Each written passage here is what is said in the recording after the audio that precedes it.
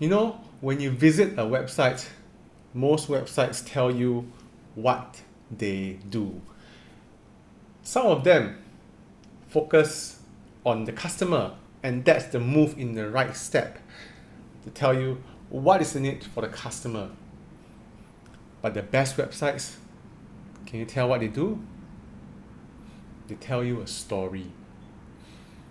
Because a story is the best way to communicate how your product or service provide a transformation for your customer. Stories make your website copy engaging, persuasive, and taps on the emotional side. It makes it emotionally relevant for the customer. Here are the 5 steps of telling a good story. And this is a short version of the famous hero's journey. First step is to show them the ordinary world. Where is their starting point? So for example, you are juggling work, you have a family, and you have a never-ending to-do list. And how do you eat healthy like that? That's another something else to add to your stress, right? So you have to state where the customer is. Okay. Next is the call to adventure. The second step is the call to adventure. That is where you introduce the new way forward. You give the customer a spark of hope. For example, based on the same healthy eating example, you could say, what if eating healthy isn't a struggle?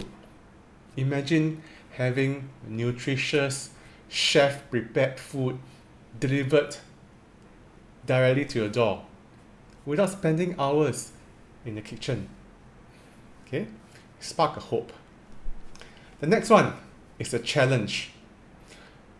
So with every solution, there is always a challenge. Like when food is delivered to the door, what are the things that the customers will think? Will it really taste good? Is it really nutritious? Really fit my diet?